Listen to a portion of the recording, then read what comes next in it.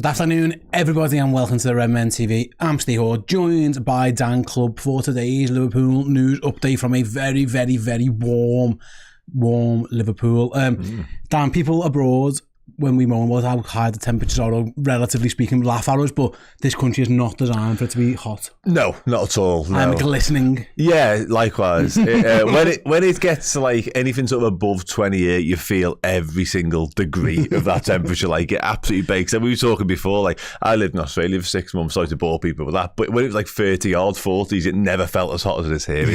It's painful when it's warm here. Luckily we haven't got bright lights and stuff. Oh no, we absolutely have, but it's absolutely fine. We are cracking on him. Black shirts, so you don't see the sweaty armpits. We've got me and Dan have got yours covered every step of the way. We are going to be speaking in this show about Tyler Morton, Adrian, Keith Keller, and of course Liverpool's interest in Nico Williams. But before we do, some really good news to start the show comes in the form of a message from Alan Hansen's family. Via the Liverpool website, they confirm that Alan Hansen has been discharged from hospital today. Well, this was yesterday, of course, and will continue his recovery at home. They like to thank everybody for their love and support, etc., and the privacy they've been given. So, Dan, it was about a week or so ago when we first heard the news that Alan Hansen was really unwell, and at one point we were all fearing the worst, unfortunately, so this is absolutely fantastic news. Yeah, absolutely it is, yeah, and as the message says there, the family appreciate the privacy. I think that's been sort of across the board over the course of the week as well. People have just kind of let it be and not tried to, make it too much of a big deal of it, and thankfully, like I say, it looks like he is out of the woods and returning home with his family, and that's the most important thing here, because as you say, there was definitely a moment sort of early last week whereby I feared the worst for Alan. So yeah, great news to see he's, like I say, he's on the mend and he's back at home where he belongs, and hopefully, like I say, he is out of the woods and we can see him back on his feet in due course. Yeah, fingers crossed all goes well with Alan's recovery, but really good news. Braceville said it was 37 degrees in Nashville, Tennessee yesterday. Yeah, I'm guessing you've got AC and stuff like that. So and guys, he has like his air conditioning card to come by are more expensive in the UK, both. It doesn't exist because we don't never need it, really. We're getting there though, aren't we? I think the time's coming in this country whereby we're going to have to get up to speed. But it's like in the winters, we're not ready for that either. You know what I mean? Like when you go to Russia, I've never been to Russia. When you go Russia or Ukraine, somewhere that has harsh winters, they're equipped for that. We're not equipped for that or the extreme heat. We're just, Listen for you. Yeah, we're a bit useless. Our houses are designed to keep the heat in, though. That's the difference. All these buildings are designed to keep heat in because it's usually cold. So when it's hot, it's not ideal. Yeah. But listen, I'd rather this than the miserable weather we've always had. We'll cope. We're fine. Third world problems and all that. First world problems even, and all that. Right then, let's move on to some transfer news. Now let's start with Tyler Morton. This is from our friends over at This Is Anfield. They've aggregated a couple of reports from Germany and from the likes of Paul Joyce, etc. as well, saying Tyler Morton has got Bundesliga interest. I think RB Leipzig are the ones Paul Joyce mentioned as well, who are leading the race to maybe potentially sign him. It was a report again in Paul Joyce in the Times saying Liverpool want around £20 million for him. My first feeling on this was like, usually when Liverpool name a price for a player, that tends to mean they go.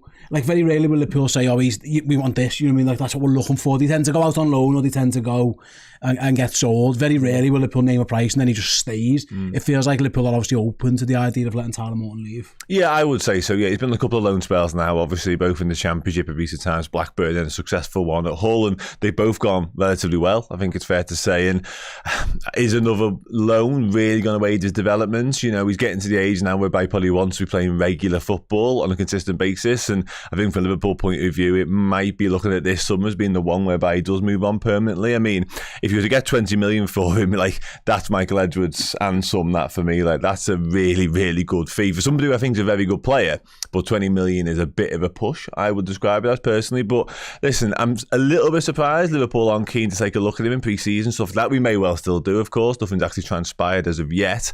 I think Arne Slot's style of football would suit him a little bit, but there's such a pecking order at Liverpool when it comes to midfielders now. We're very blessed in that department. Whether you think is the quality is sufficient or not is a different conversation, but in terms of numbers, there's lots of them. Like you'd have Tyler Morton down in around maybe the 9th, 10th, 11th choice in around your Bobby Clarkson, James McConnell. So it's a really difficult one to see where he gets his footy at Liverpool. So no surprise to me that there's interest in him first and foremost, and that Liverpool would entertain selling him. Absolutely. Cody says it should be on loan, not a sale. I understand from Liverpool have loaned on it a couple of times now. He's had a loan year at Blackburn, and he's had a loan year at Hull, and he's done well in both of them. He's 21 years old. At some point, he's either playing for you or he's not. What benefit does another loan at this point get anybody? And also him. Like at some point, Tyler Morton wants to go forward your career. Obviously, I'm guessing he would like that to be at Liverpool, but if it's not done, at some point, if you're not going to develop players for your first thing, you do develop them, unfortunately. I'll say that, unfortunately, but players get sold, and if the loans push up the fee, because Liverpool will say, well, the X is moving for that, and he's played X amount of games. Yeah, I understand the point from Cody, but I think at this point, then he either has to play for Liverpool or he gets sold. I'm not sure who benefits from another loan move. No, I agree, absolutely, yeah. And I think 20 million, if it was to be that in the coffers of Liverpool, does no harm either, does it? Let's be honest. And I think he's got a good amount of football under his belt now at a good level. He was a key part in Hull's very successful championship campaign, really, against what was probably expected of them. They probably exceeded that doing around the playoffs coming the end of the season. So, and he was instrumental along with Fabio Carvalho, of course, another Liverpool loanee. So yeah, I think the time is probably right for Tyler Morton, if I'm going to be honest, to move on, I would say. Again, come back to what I said a moment ago, Liverpool's pecking order now, Liverpool's midfield department is so well stocked. I don't see how he gets a look in at any point, and it could even be further stocked if we do a bit of business ourselves this summer. So I will be looking to move him on. The one caveat to all of that is if you do want to have a look at him, maybe in Europe, in Champions League stuff, which he's played a little bit of for Liverpool in the past, then maybe a loan move to a Leipzig is interesting. But for me, as much as I think he is a very good player who deserves to be playing high level of football, I just don't see where that's at Liverpool. Absolutely. By the way, if you can hear that noise in the background, there's ice cream. I'm half tempted. Joe, go and get some ice cream while we're sweating to death. There you go. I mean, profiteering at its best. We never get an ice cream van here. I'm half jealous. I can see a few people run down there. Box those off. I mean, it'll probably melt by then. Anyway, it's fine. That's what that noise was in the background. You are right. Like, I can't imagine there's nothing that Liverpool wouldn't know about Tyler Morton that he don't know already.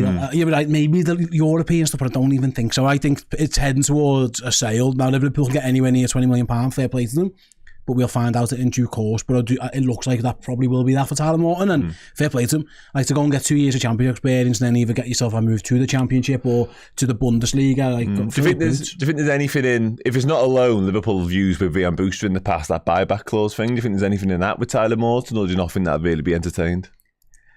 Maybe, I mean, Liverpool like them. It's whether the selling club or the buying club is willing to do it. I mean, usually they will do sell on fees, buybacks, or if people like them, but they are rare. But just because I say with the booster deal, absolutely. But then, it depends if you need one. You mean, if why would Liverpool need to do that? Why would the buying club want to? Well, the buying club is difficult, but if Liverpool put in the caveat that we're only going to sell him to you if you include this, then maybe there will be that instance. And if Liverpool really thought Tyler Morton did have a very, very bright future ahead of him, that kind of protects you a little bit. Yeah, maybe it's something to keep an eye on, but like I say, it does look like we're probably going to get some news on Tyler Morton over the next few weeks. And my guess is it might be that he's moving away from Liverpool. Speaking of people moving away from Liverpool, Dan, Adrian has rejected his chance to stay at Liverpool. The Reds offered him a new contract, but according to reports in Spain, he has agreed to join Real Betis, probably as their second choice goalkeeper, and also some work in their coaching department as well, on their staff. So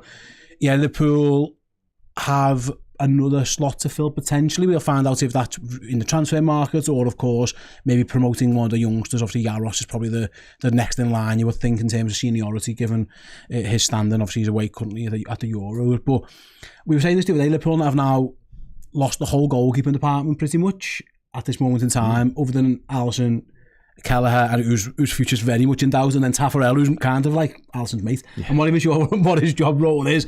Liverpool have now got a new head of goalkeeping or goalkeeping coach in Fabian Otter. He's away with America until whenever they get knocked out the Copa America, at what point they're no longer involved in that competition. Yeah, there's a lot for Liverpool to get sorted, this goalkeeping one. And like I say, obviously Arne Slot and whoever the powers that be were quite happy to keep Adrian around as the third choice, but this might have thrown a little spanner in their plans. Yeah, I think it probably has done, yeah, clearly. Like I say, they offered him a new deal, so they were keen to keep him around. I think that was obviously as a third choice goalkeeper, but potentially with a view to sort of a staff role and a job on the staff, really, potentially, because he's kind of turned into that, he's moulded into that a little bit, and a lot of the talk has been how positive he is around the dressing room, what influence he has on that side of things, in training. So I think he would have been a good one to keep around personally, albeit I wouldn't like to see him actually on the pitch for Liverpool anytime soon, if I'm going to be brutally honest about it. But yeah, it's a shame, but no shock for me that he decided to do that. As you mentioned there, going in as second choice is a step up in terms of pecking order and where he is now at Liverpool, and also he's rejoining his former club. He's back in Spain. It feels like a good career move for him, especially if there is a little coaching gig to go alongside it. But yeah, from Liverpool's point of view, Liverpool FSG appointed Hans Liter as their FSG head of goalkeeping, head of global goalkeeping, I should say. So you'd imagine he'll have his hands and his eyes across this situation. But you mentioned Fabian Otter there come in, bit of a shock announcement really from Arne Slott's interview last week. So there's a lot of moving parts in this goalkeeper department right now. Thankfully, the two that are settled are Alisson and Claudio Taffarel, because it feels like they do come together because there's a little bit of a team right now. So at least from that perspective, we know our first choice isn't going anywhere. So I guess the other parts can sort of be worked out as we go along. I do see a world where Kelleher does ask to leave, and there are bids and there is interest in him, so we will have to address that as and when. I think Jaros probably will be the one that steps into the third choice slot. Pitaluga had a bit of a dodgy spell in Ireland the back end of last season, didn't really work out for him, where on the flip side of that, Jaros had a really good spell with Sturm Graz when he actually won the league over there. So yeah, I see it kind of being that, but again, if Kelleher, if that situation does arise and he does move on, we have to sign replacements, no two ways about that. I suppose as well, the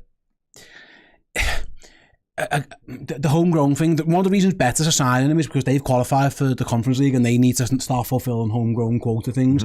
The good thing about it is Jaros' third choice, Dan, is that he qualifies as homegrown, which will help Liverpool.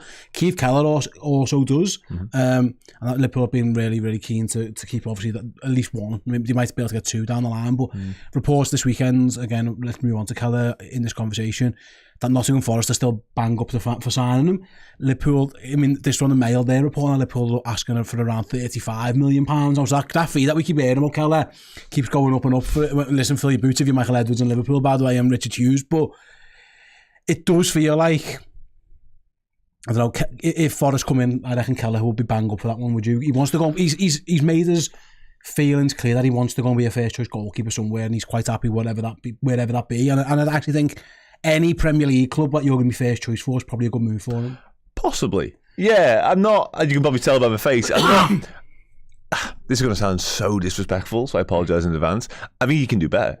I think Keller is a step above Nottingham Forest. Genuinely do. I tend to agree, but when you look at the goalkeeping landscape and the fee, is there anyone who's desperate for a goalie who's got £35 million who doesn't want to spend it in other areas? Yeah, the fee Liverpool are demanding, and Kelleher commands as well, by the way, is probably above and beyond what a lot of clubs could. I am 100%. And if Forest are willing to reach that and Keller's willing to go to Forest, kind of so be it a little bit. And the first choice thing, I absolutely wholeheartedly agree with. I think Keller's desperate to be first choice somewhere, and who can blame him ultimately? However, my personal belief is the fact that he's sort of above that, and he could be in goal first choice as a team who are going to finish higher, maybe someone competing for the top half of the table. But I see Forest again sort of trying to stay clear and avoid relegation. I think Keller has a couple of notches beyond that, and I know Celtic are interested now. The money side of things at Celtic is a completely different conversation, but a move like that would actually make more sense to me. And funnily enough, I spoke to Bruce Grobbelaar last week, and he was saying whatever happens, come back to the point I made earlier, Liverpool need to get some sort of clause to get him back in the future as well. And I wonder whether with a club like Celtic that may be more manageable and doable, but it's going to be an interesting one. And again, if Liverpool want 35 million, there is only a very small pool of clubs that can reach anything like that.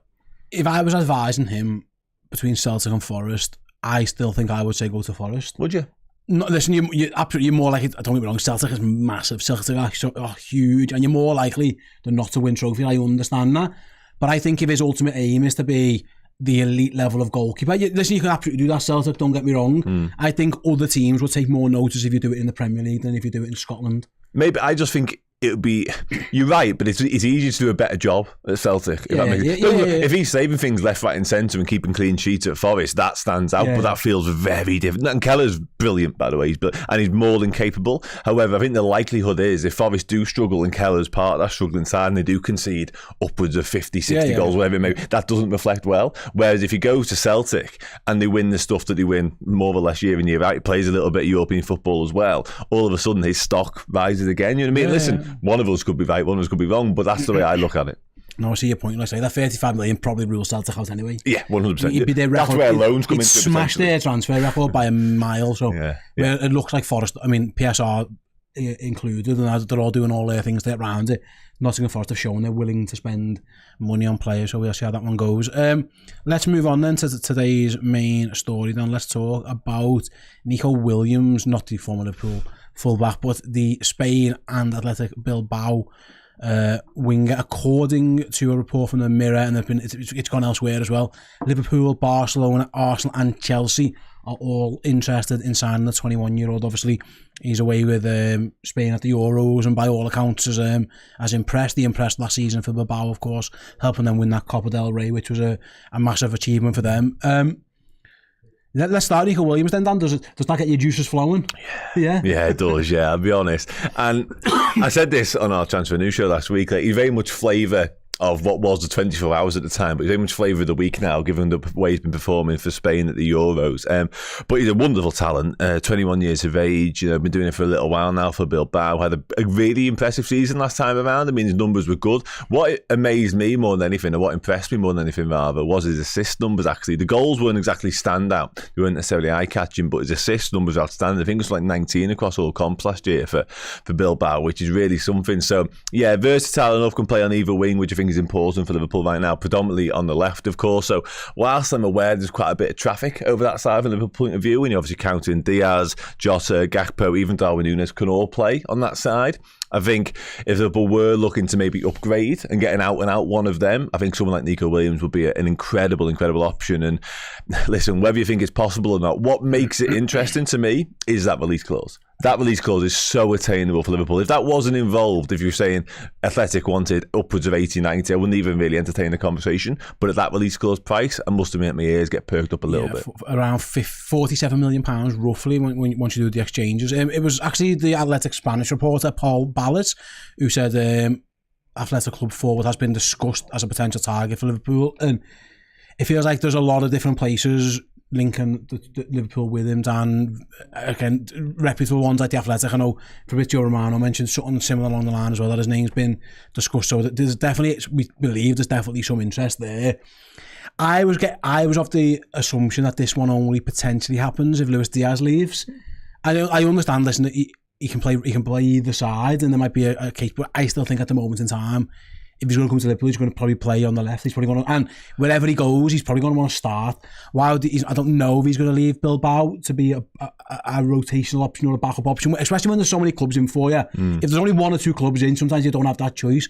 With that release clause and with some of the clubs who are linked with him, Dan, it feels like he could have the choice of 3, 4, 5, 6 different places. I think he's either want to go somewhere to start. And my thinking on this was, like I say, to go back to you, I think if Luis Diaz leaves, I could see this one making way more sense. At this moment in time, it feels like there's a bit of a logjam over there, and from the players' point of view, like, why would they go, am I going to play? That kind of stuff. No, absolutely, yeah. I don't see this happening unless Luis Diaz leaves. Absolutely not, no. And I guess the Diaz stuff, it feels like, because that story started so early, it was literally the back end of the season. Obviously, his dad coming out and saying things. There's reports of Barcelona interest, and I'm well aware of Barcelona's financial situation, which actually might rule them out of this particular Nico Williams race as well. I think is important to mention, but it does to me seem as though the only way this deal happens, because as you say, as the traffic for the position over there on the left wing, there's no way we just sign him for the sake of signing him. It doesn't feel like that sort of, albeit he's definitely got the world at his feet and he's in amongst that sort of generational conversation. We spoke a couple of weeks ago about Lenny Goro. Liverpool felt we couldn't miss out on that just because he was so good. He's going to be so good. This is slightly different in my eyes. This feels as though you'd be signing him for a set role, set position, and only if that position is available. And right now it isn't, because Diaz is there. Yeah, I mean, listen, it could be something where Liverpool just think he's that good, he's better than Luis Diaz, and they go, right, we're buying him, and then at least we'll deal with the Diaz situation later. And we'll deal with how the chips lie. At the moment, Dan, Liverpool have got Salah, Gakpo, Núñez, Jota, Diaz, five senior forwards backed up by either guys playing a slightly different role, like an Elliott or a Szoboszlai or whatever, or young lads like say Bento, Kate Gordon, etc. Given there's an extended Champions League, given or you're not able to rest players as often as you can in midweek. Mo Salah was getting midweeks off at times, and Bento was playing. That's not going to happen. Champions League, there is probably a need to have an extra senior player and have 6, especially when you consider the likes of Jota's injury record. Salah, his injury record's been unblemished until last season, where he suffered his first real major injury that cost him a bit of time, and his age. You could theoretically say, go and sign another one and have 6. And I think that would be wise. I think Liverpool might do it. But in that case, I just don't see that being another left-sided player.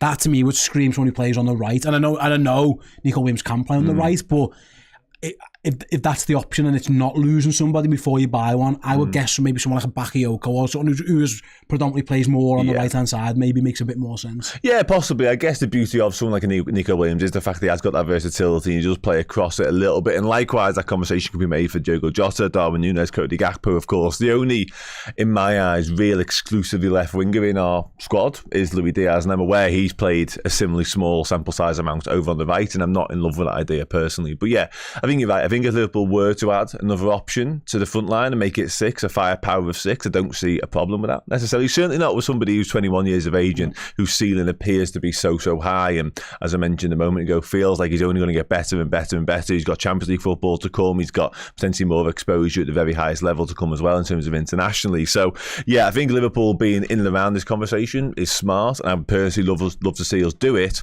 I still come back to what I said a moment ago, just financially and like I say, because of the position he plays and all that sort of stuff, I still see it being Diaz out, potentially Williams or another in. Yeah, I suppose you're right before what you mentioned about the release clauses is huge advertising. Liverpool, £47 million. Liverpool have been keen where they can to take advantage of release clauses in recent years. Last season alone, Alexis McAllister and Dom Szoboszlai come in with Liverpool activating release clauses. The difference here with Nico Williams is that he's on a big wage reportedly in Bilbao. Upwards like €200,000 a week has been reported. That would put him right near the top of Liverpool's highest earners. In terms of, it probably puts him just behind Virgil van Dijk in the Trent Alexander-Arnold range, and they're both going to get pay rises. You would guess if they sign new deals. That's the difference when that's a big old fee to pay. In terms, I can't imagine Nico Williams are going to be asking him to take a pay cut anytime soon. So that's where that's another consideration to take into account. Yeah. It's a relatively low release clause for a starting Spanish international, but where you might get it's on the back end because you're going to have to pay a hefty wage for it to get him. And it far exceeds whatever Luis Diaz is on right now, doesn't it? Like his contract, he hasn't had a new contract since he arrived, and his reported wage is way below that sort of fee. So yeah, it does put him right in that top bracket of earners at Liverpool, which is a conversation, something that needs to be taken into consideration. But again, I come back to it, not just based on this tournament, but based on his last couple of seasons, really, over Athletic, he looks to be a top talent. And the Diaz one is so interesting. The end of the season so well for Liverpool, he most definitely did. He's won the standout performance towards the back end, but it never really came with the goals and the assists that we want. That end product remains an issue for me. So I just wonder whether someone like a Michael Edwards, obviously in tandem with Richard Hughes, Julian Ward as well, look at Diaz, look at the potential interest from PSG and Barcelona, and if there is money on the table for him, have we seen the best of Luis Diaz? Like, do we know what we're going to get from him now? Is it time to potentially look to someone else and somebody who has got more 6, 7, 8 years at the very highest level? And Williams ticks a lot of those boxes. Absolutely. Mikey says, all I know is that if we were really serious and the release clause would have been paid and we'd have been taking a private jet by now. I know Edwards doesn't play games when he wants to transfer. I kind of agree with Mikey's point, but also it's worth mentioning he is at the Euros. And there's also again, it's boring accountancy, boring nonsense, but we all have to kind of get involved in this now. PSR kind of stuff means you'd want to do this signing after the end of June. Yeah. If you paid any money now, it goes into the accounts that have just gone, and that's how you get yourself into trouble. If it happens into July, it goes into the next financial fair play / PSR cycle. So that's why it probably wouldn't happen that way, Mikey. Liverpool could on the 1st of July go and pay that money to Athletic Bilbao and get it done. I know it's boring to think about, but like it's the reason why Everton, Villa, and Forest are all swapping players at the moment. Like they're trying to get it into this financial period. So it what's the word? Like it neutralises some of the debts. It offsets what they've just already done. Yeah. Anyone else, you're going to want to wait till after July to get these deals done, because then you've got the 3-year cycle where you can kind of spread that out. Otherwise, if you did it now, it all goes into that one, and Liverpool are already probably not close to it, but they would be at risk of breaching and getting. Just seen a comment there from Jack Tully a moment ago, and he mentions Kvaratskhelia as potentially being a better option due to his lower wages, and the point's a fair one. But when you consider the fee you'd have to pay for him, it probably about evens itself out. He's a couple of years older, of course, as well than Nico Williams. So I think when you might consider it might be 80, 90, even 100 million for someone like Kvaratskhelia compared to 50, you're probably there or thereabouts anyway, aren't you? Really, over the course of time. Yeah, absolutely. It's just that. There's a lot of good forwards out there. They all seem to play on the left, and I'm still of the belief that it would be someone who plays on the right. Yeah. Having said that, I think they might sign. I think Diaz will leave, is my opinion. So I think they probably might end up getting someone else on the left. There's no way, for what it's worth, from my personal point of view, there's no way there's not another big twist in that Diaz situation. By that, I mean a major link at some point over the course. So long to go this summer still. Obviously, there really, really is. I don't think we've heard the last of the Diaz exit talk is all I'm going to say on it. Yeah, absolutely. You know, the more I hear links to left wingers as well and credible sources, smoke fire. Yeah. That's kind of where I am at with it. Right then, Dan, thanks very much for joining us for today's news show. Thanks all you guys for watching or listening to the episode as well. If you want even more Redmen goodness in your lives, 2 p.m. today live on YouTube, we'll have the Redmen Originals podcast. Chris will be hosting alongside actually me, Dan, and Chloe. We're going to predict what we think Liverpool starting 11 at the start of next season might be, with the added twist that we've got to get some signings as well. I'll be honest, I have a sneaky peek at Dan's team and it's mad. So just get yourselves around just for that one. If you're listening to this as a podcast after the fact, it'll probably be in your feed available for you now as well. So do go and check that out. Again, thanks very much for watching or listening, and we'll be back with another news update tomorrow. See you then.